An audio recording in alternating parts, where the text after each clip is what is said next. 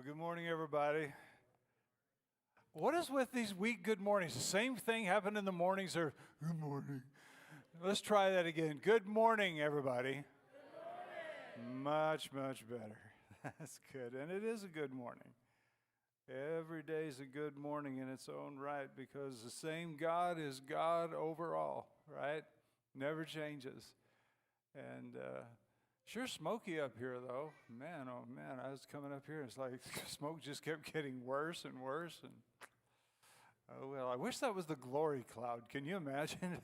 But anyway, so it's good to be here. It's been a while since I've been back up here, so when Abe called the other day and asked me to come, I had to think about 2 seconds before saying yes. And but it's always good to be here in Freedom Worship Center. So this morning, my Bible is open to Genesis chapter 16. This is a familiar story if you know anything about the story of Abraham, and a wonderful story. And so we're going to look at Genesis 16. I'm going to read verses 7 to 14. I'm reading from the New King James Version, so it may just be a little different than yours. It's talking about the slave Hagar. It says, "Now the angel of the Lord found her by a spring of water in the wilderness by the spring on the way to Shur, and he said, 'Hagar, Sarai's maid, where have you come from? Where are you going?' She said, 'I'm fleeing from the presence of my mistress Sarai.' The angel of the Lord said to her, 'Return to your mistress and submit yourself under her hand.' Then the angel of the Lord said to her, 'I will multiply your descendants exceedingly so that they shall not be counted for multitude.'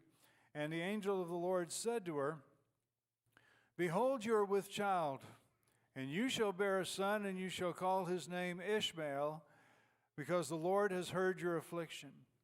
He shall be a wild man. His hand shall be against every man, and every man's hand against him, and he shall dwell in the presence of all his brethren.' Then she called the name of the Lord who spoke to her, 'You are the God who sees.' For she said, 'Have I also seen him who sees me?' Therefore the well is called Beer Lahai Roi. Observe, it is between Kadesh and Bered." So I want you to imagine for just a moment this morning, running from a life you did not choose. No direction, no resources, no support of any kind. Imagine the suffocating despair of a dead-end road. Maybe you felt like that. This was the reality for Hagar, Sarai's mistreated slave, abandoned and alone. She believed that she was invisible, only to discover that she was being watched by the God who sees. Now, in order to really grab the impact of what went on here, we need to back the bus up a little bit and understand something about Hagar's background. So we go back up to verse 1 here in Genesis 16, and we read the following. It says, "Now Sarai, Abram's wife, had borne him no children, and she had an Egyptian maidservant whose name was Hagar." Now, we're not 100% sure when Hagar joined this household. My bet would be it was in Genesis chapter 12 when Abram, apart from the direction of the Lord, went down to Egypt. A mess was made where Pharaoh actually took Sarai into his harem. Thankfully, nothing happened there, but he did give her maidservants to look after her. And Hagar at this time would have been probably about 15 years old, if even that old. And so when that all got sorted out and Abe got basically ushered out of the country, Hagar would have gone with them. And so this young lady would have been uprooted from the only home she'd known in the land of Egypt. She'd been joined to a family she had no history with. She was taken into the land of Canaan, to a place that she knew nothing about. And her whole life was now going to be determined by somebody else. As a slave, you have no rights. You have no will. You have no possessions, not even your own body. Keep that in mind, okay? So here's this little girl in with this home. Now this was not just any home. This was the home of the man that God had chosen out of Ur of the Chaldees, brought him out and said, I want you to walk before me and not have any other gods. And I'm going to multiply you exceedingly. And in Genesis chapter 15, God takes Abram out and he says, look at the stars of the heavens. If you can number the stars, then you will know how many offspring that you're going to have. And Abraham believed God. But now this is many years later, about 10 years later, as a matter of fact, and we read verse 2. So Sarai said to Abram, see now, the Lord has restrained me from bearing children. Please go in to my maid. Perhaps I shall obtain children by her. And Abram heeded the voice of Sarai. Wow. Okay. What just happened here? Well, first of all, Sarai basically blamed God for not having kids. God had promised her husband kids, but 10 years later, nothing's happened, so it's God's fault, right? It's God's fault. So Sarai, in her infinite wisdom, thinks that maybe God needs a hand. Maybe, he's a little weak these days. Maybe he needs a little help. And so she comes up with this brilliant idea. Just go into my maidservant.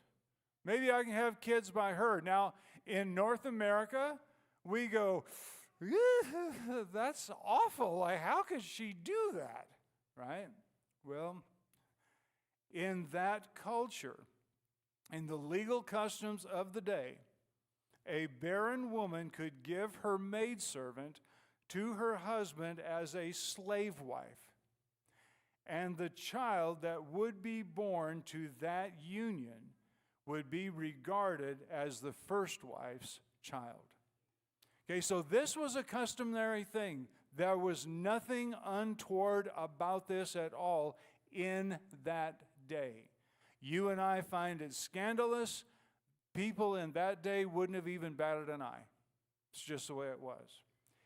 If the husband then publicly declared that the child of the slave wife was his son, then that son would be adopted as the heir of the master of the household. And Sarai's suggestion was unobjectionable according to the custom of the day. There's always one thing that really bugs me about this story, and that's how quick Abe was to agree to it. Why, yes, I believe that's the word of the Lord. Hallelujah. Really? But the thing that you have to know is that Hagar had no say in this. It's not like Abe and Sarah would have gone to Hagar and say, you know what, Hagar, this is what Abe and I have been talking about, and we'd like you to think about it and pray about it and get back to us at some point. That's not what happened. Sarai would have gone into Hagar and said, you with him now. And Hagar would have had no say because she did not belong to herself, not even her own reproductive capabilities. Everything about that girl belonged to Sarai. So she became an unwitting pawn in this plan that Sarah hatched. And the other thing that you got to notice here in this story is that neither Sarai nor Abram asked the Lord what he thought about it. Otherwise, the story would have probably come out very differently. They thought, or Sarai at least thought, God needed help. I don't know what Abe was thinking. But anyway, this was what happened. And so she gives her maidservant and she conceives. Now, verses 4 to 6, notice this. So he went into Hagar and she conceived. And when she saw that she conceived, her mistress became despised in her eyes. Then Sarai said to Abram, my wrong be upon you. I gave my maid into your embrace, and when she saw that she conceived, I became despised in her eyes. The Lord judge between me and you. Sarah is a piece of work, eh? Like, seriously. So Abram said to Sarai, Woman, indeed, your maid is in your hands, so do as you please. And when Sarai dealt harshly with her, she fled from her presence. So, okay, admittedly, Hagar made a mistake. It was an honest mistake. But as the slave wife, she was not on the same footing as Sarai. She would have been on a different level. That was true. But in the custom of that day, if Hagar produced a son, an heir, she would have been regarded by society as the primary wife. The roles would have changed because Sarai was barren, Hagar bore the heir. Now Hagar's status is elevated in the eyes of society. So being human, Hagar undoubtedly thought this was her opportunity to get ahead in life. Now, the New King James Bible that I'm reading said that Sarai was despised in her eyes. That's a little strong. The Hebrew word means more like she was lightly esteemed. In other words, Hagar just didn't treat her as respectfully as she once did. She probably started treating Sarai as more of an equal, and Sarai is not having it, and Sarai blames Abe for it. This is all your fault. I gave her over to you, and now she doesn't treat me right. This is your fault. How is it his fault? You're the one who come up with the plan. But now it's his fault. And she actually invokes the God whom she blamed, first of all, to judge the situation and sort it out. And dear old Abe, I mean, I'm so disappointed in him in this whole story because he just steps back and says, whoa, girl, she belongs to you, whatever you want to do. And so Sarai began to let Hagar know in no uncertain terms exactly where her station was. And if you read this in the original language, it actually makes it sound like she made it her business to treat Hagar badly. And so Hagar goes from being a slave to a pawn to a runaway. Because the only thing left for her to do is to flee. So undoubtedly, one night, she gathers a few little provisions, maybe a skin of water, and she takes off. And that's where she has her first encounter with the Lord. And that's what we read here in verses 7 to 14. Look at verses 7 and 8. It says, Now the angel of the Lord found her by a spring of water in the wilderness, by the spring on the way to Shur. And he said, Hagar, Sarai's maid, where have you come from? And where are you going? Now, I mean, this must have been quite something, because Hagar's background did not have this in it. But all of a sudden, there's this angel. I mean, scholars debate on who this angel is. Some think it was a pre-incarnate manifestation of Christ. Regardless who it is, the word angel in Hebrew simply means messenger. So whoever this was, it was the messenger of the Lord sent by God to her, finding her along the road to Shur, which is in Egypt, which tells us that Hagar was trying to go home. Even though she wouldn't have necessarily known where home was, that's where she was going. And the angel asks her two questions. Where have you come from, and where are you going? He only gets one answer. She says, I am fleeing from my mistress, Sarai. Why does she only give him one answer?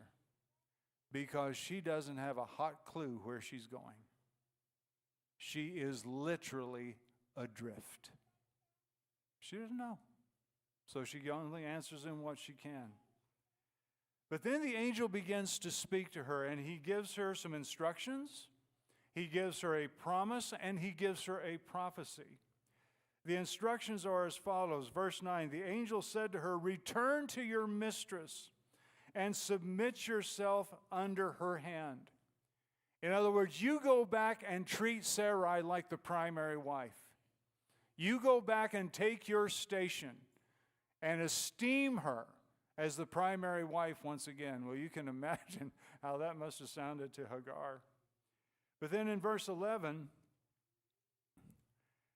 he says, "Behold, you are with child. You shall bear a son. You shall call his name Ishmael, because the Lord has heard your affliction." Ishmael translated means God hears. God heard the affliction of this slave girl. And so he names that child accordingly, so that every time Hagar would call that boy's name, she would be reminded that God heard her in her affliction. So that was the instructions that she was given. Then she was given a promise. Verse 10 says, "Then the angel said to her, I will multiply your descendants exceedingly, so that they shall not be counted for multitude." The funny thing about that is that sounds exactly like what he had said to Abram.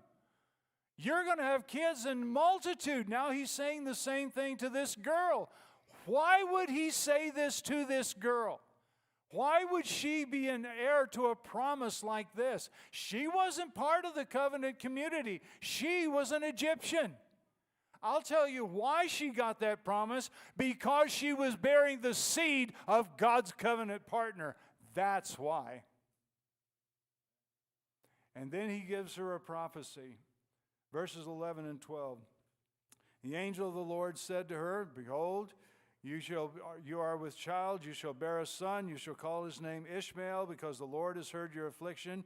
He shall be a wild man." Literal reading, he shall be a wild donkey. "His hand shall be against every man's hand shall be against him, and he shall dwell in the presence of his brethren." He will be a wild man or a wild donkey. That means simply that he's going to belong to no one, and he's going to answer to no one. He's going to be a very independent individual. He's not going to conform to anybody, and he will live apart, and he will make his own way, and that is the way it turned out. You can read that over in Genesis 25. But now I want you to notice the response of this girl in verses 13 and 14, because this is where it gets really huge. Verse 13 says, "Then she called the name of the Lord who spoke to her, 'You are the God who sees,' El Roi. You are the God who sees. For she said, 'Have I also here seen him who sees me?' Therefore the well was called Beer Lahai Roi. Observe, it is between Kadesh and Bered."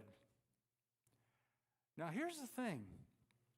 It was not customary to rename God.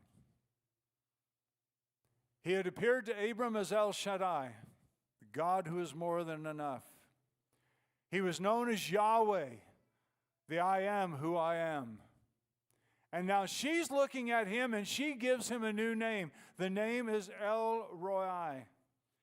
And the word means the God who sees, indicating the God who sees me. The root word of it means to see, like visual perception, but in the Hebrew it carries far more weight than that.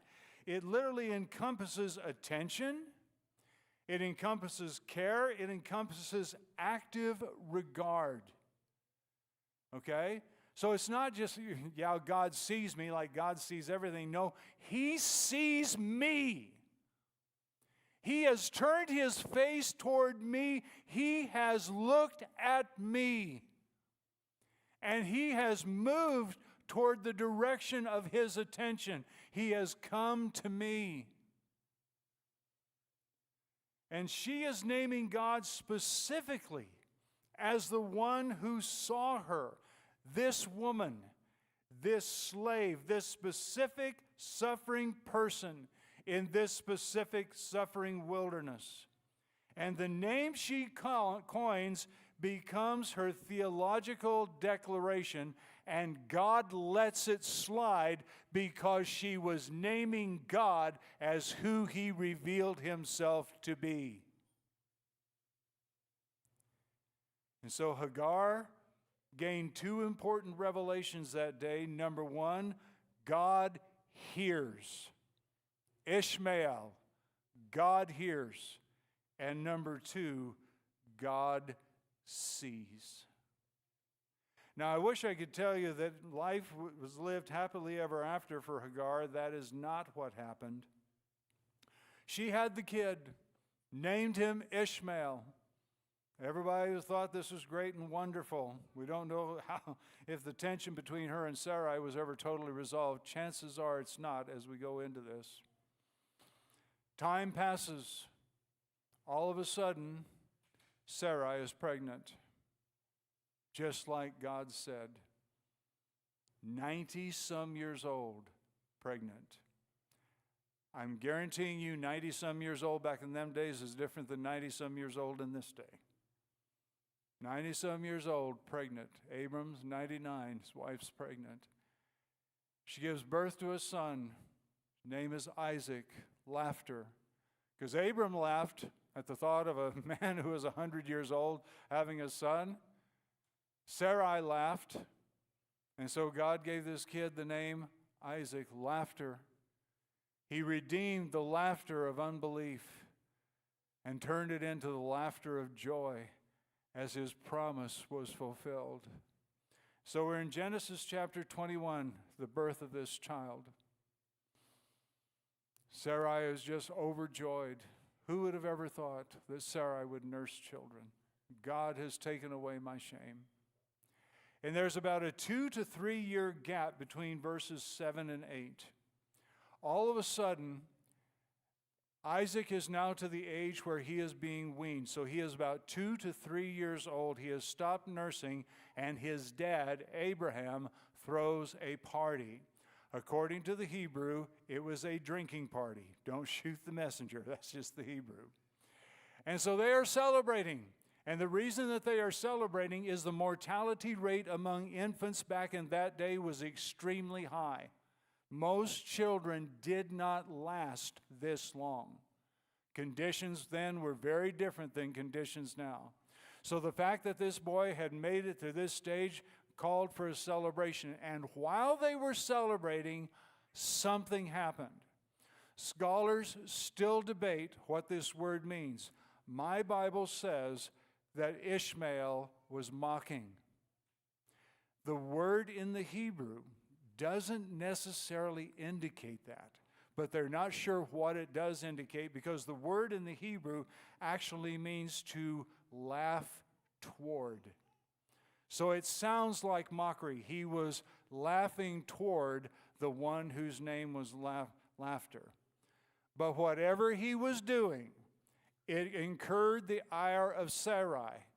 And she goes to Abe and says, that boy is not going to be heir with my son Isaac. You need to get rid of him, and you need to get rid of his mama. And Abraham was devastated. For 16 years, this had been his son. He was raised as his son. He was trained as his son. And now this. And God steps in. And this time he says, listen to Sarah. Because in Isaac, your seed will be called. Don't worry about Ishmael. I'll take care of Ishmael. But listen to your wife. So we pick up the story here in verse 14.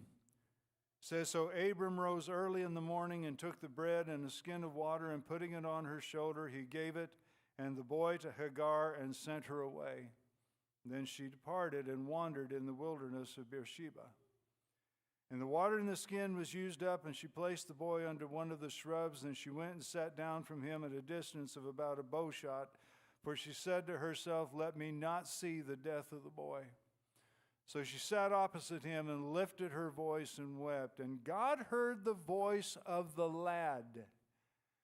And the angel of God called to Hagar out of heaven and said to her, "What ails you, Hagar? Fear not, for God has heard the voice of the lad where he is. Arise, lift up the lad and hold him by your hand, for I will make him a great nation." Then God opened her eyes, and she saw a well of water. And she went and filled the skin with water and gave the lad a drink. So here they are, wandering around in a very hot, dry desert. The water runs out, kid becomes thirsty, death is imminent. Hagar is devastated. She can't stand it. She puts the kid under a bush and then goes and sits down a ways away because she cannot stand to see this boy, this child of promise. She cannot stand to see him die. And in that moment, she must have wondered, where are you, God? You saw me 16 years ago, and you told me this boy would live. Where are you? And that's when God speaks. He doesn't appear this time. He speaks. And he assures her that he has heard the lad. Remember, this boy was Abraham's son. He'd been taught in the things of God, and in his weakness, evidently, he had cried out to the God of his father, and the God of his father heard him and spoke to his mother and said, "Get over there to that boy, raise up his hand, because he will be a great nation." And all of a sudden, she saw this spring of water. I don't know if it just suddenly popped up out of the ground or whether it was there and she just didn't see it. The text doesn't say. But she gave that boy a drink, and God reaffirms his promise that he had made back in chapter 16, and he saves both of them. But I don't want you to miss the lesson of this encounter that she had. And the lesson was very simple. God was the same. The same God who encountered her back in chapter 16 was the same God in chapter 21. She looked like she was abandoned, but she wasn't. God was still watching. He was still El Roi, the God who sees. And he was still the God who hears. He heard that boy in his faint cry under that bush. And he was still the God who responds to desperate cries. Nothing had changed. Only her circumstances. Nothing else. We can have the worship team come up. Hagar went into the wilderness a broken, forlorn slave. But she returned a woman with a name and a promise. Her story reminds us that our wilderness moments, the times when we feel most alone and out of control, are often the places where God is most present.